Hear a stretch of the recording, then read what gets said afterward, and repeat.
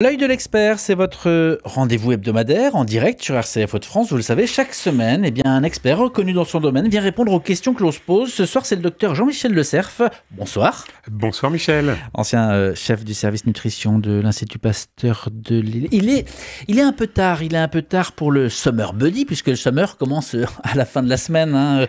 Mais jamais trop tard pour acquérir peut-être des réflexes plus essentiels et vitaux. Notre corps, par ces températures qui grimpent, s'adapte, j'imagine. Mais d'abord, de quoi a-t-il besoin ? En fait, il a besoin de calories comme d'habitude, mais peut-être un petit peu moins parce qu'on bouge un peu moins parce qu'il fait très chaud. Puis on dépense moins de chaleur à produire notre propre chaleur. Donc en fait, on a plutôt économisé en quelque sorte. Certains vont faire du sport davantage parce que ça sera l'été, mais beaucoup vont pas forcément en faire beaucoup. Et puis il a besoin d'eau. Il a besoin d'eau, donc il nous faut les deux. Alors, on peut donner quelques petits conseils. C'est très très important de boire beaucoup. D'abord, c'est très important de boire tout le temps, toute l'année, tous les jours, matin, midi et soir. Ça veut dire qu'il ne faut pas attendre d'avoir envie. Il ne faut pas attendre d'avoir soif. Quand on a soif, on est déjà déshydraté et c'est trop tard. Donc, il faut anticiper, il faut boire régulièrement. Attention à ce qu'on boit. Si on s'hydrate avec du vin, de la bière et toutes sortes de choses comme ça, en fait, c'est pas le bon choix.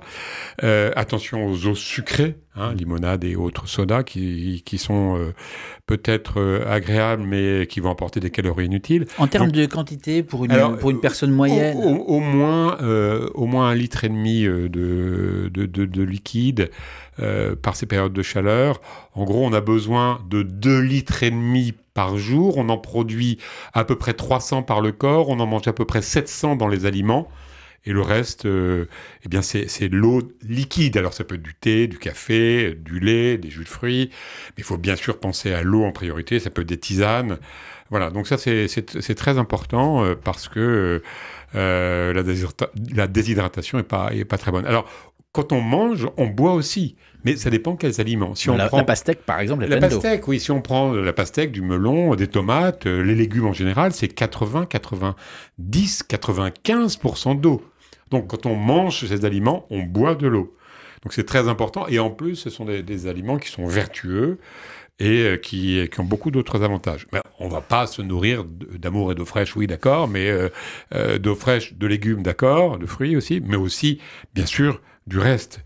Mais on sera un petit peu attentif quand même à certains aliments. Vous évoquez les légumes. J'ai reçu récemment les représentants de la filière fruits et légumes frais, en direct dans ce studio, qui disaient les 5 fruits et légumes par jour, l'appel aux 5 fruits, il est fini. On n'en est plus là parce que ça ne prend pas forcément. Désormais, on est dans le manger des fruits et légumes. C'est bien, c'est un bon discours. En fait, on se rend compte que les gens connaissent le slogan.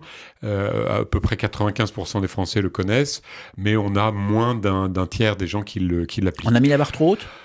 Oui, c'est difficile. Il y a beaucoup de freins à la consommation de fruits et légumes. Donc, voilà. Puis 5, je dis toujours, 4 c'est mieux que 3, 3 c'est mieux que 2, 2 c'est mieux que 1. Donc, on essaie de voir ce qu'on peut améliorer. On dit 400 grammes et les gens ne savent pas très bien ce que c'est.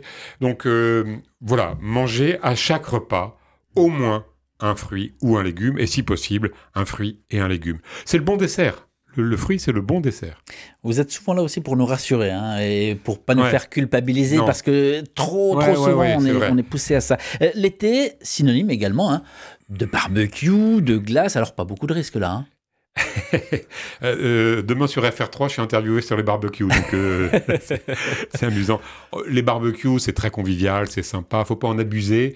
Et si on en fait souvent, il faut pas oublier d'accompagner avec des légumes, bien sûr.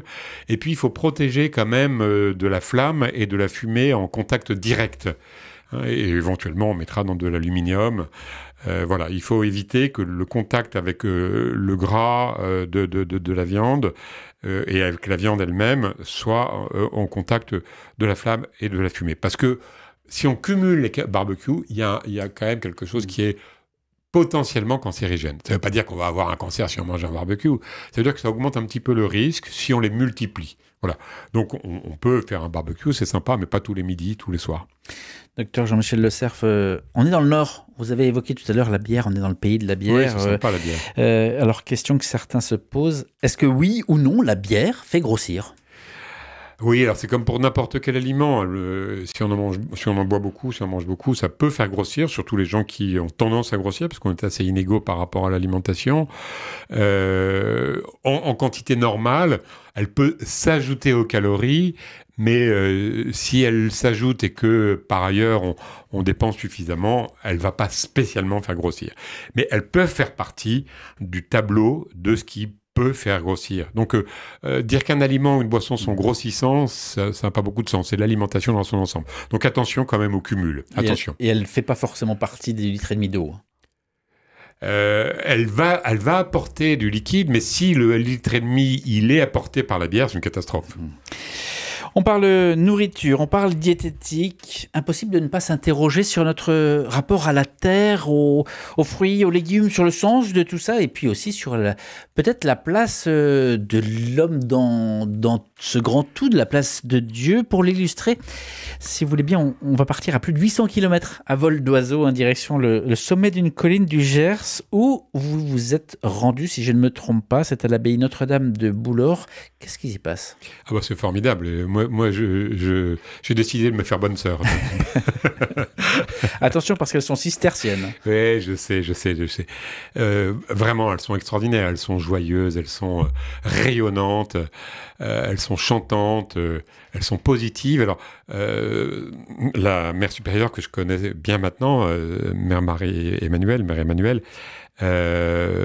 définit ce qu'elles font en plus de leur vocation de prière, parce que c'est d'abord ça la vocation de prière, comme une agriculture durable, enthousiasmante et spirituelle. C'est extraordinaire. En fait, elles ont développé depuis quelques années, avec beaucoup de bon sens, d'intuition, de travail, de réflexion, et avec l'aide d'un de mes amis agronomes, Pierre Feil, une agriculture écologique, durable, respectueuse de l'environnement, et qui fait des produits mais merveilleux, avec 26 vaches et 130 hectares, grâce à des techniques qui sont éprouvées maintenant par elles.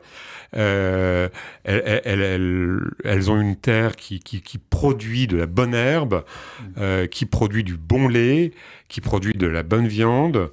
Voilà, et elles font tout ça, de la viande, du lait, des fromages.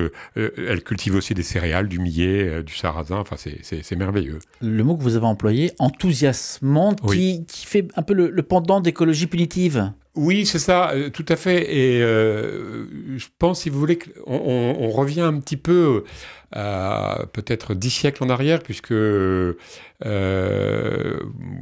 siècles en arrière, la cistercienne, c'est le XIIe siècle, qui était un peu une rénovation par Saint Bernard des moines de Cîteaux, à ce qu'étaient les monastères à cette époque, c'est-à-dire en fait des modèles constructeurs, positifs, rayonnants de notre Europe, avec une sobriété que je qualifie par ailleurs dans mon petit livre La joie de manger, que je qualifie de sobriété heureuse. C'est-à-dire que, en fait, elles produisent ce qui est nécessaire pour elles, donc pour leur nourriture bien sûr, mais aussi pour vendre ce qu'elles produisent.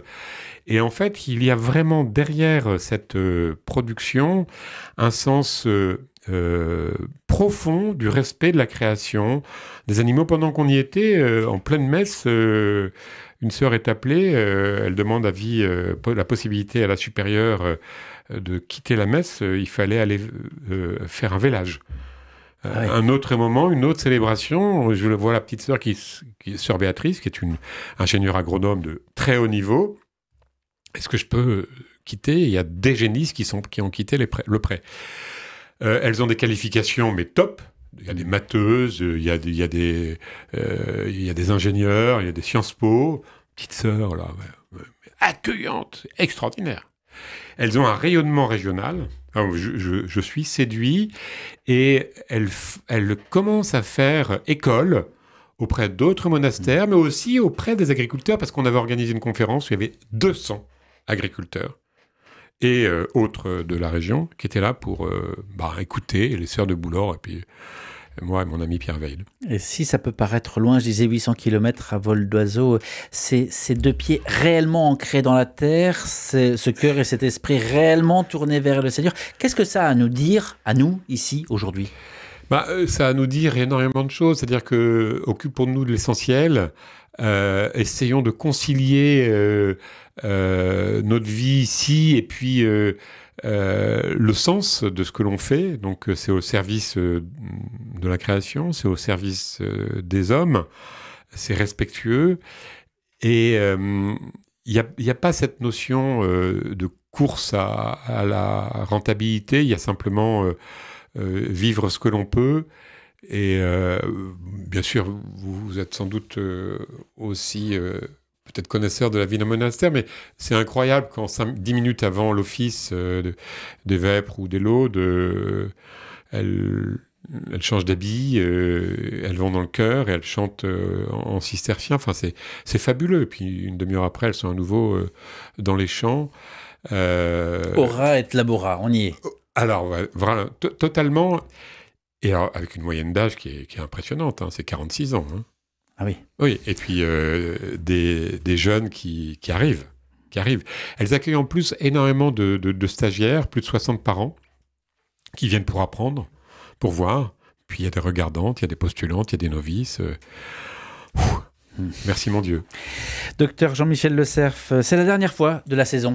Oui, que vous nous livrez votre expertise en espérant poursuivre la saison prochaine à la rentrée. Mais d'abord, un grand merci. Et si c'est pas indiscret, mais puisqu'on est presque en famille ici à RCF, il va ressembler à quoi votre été ?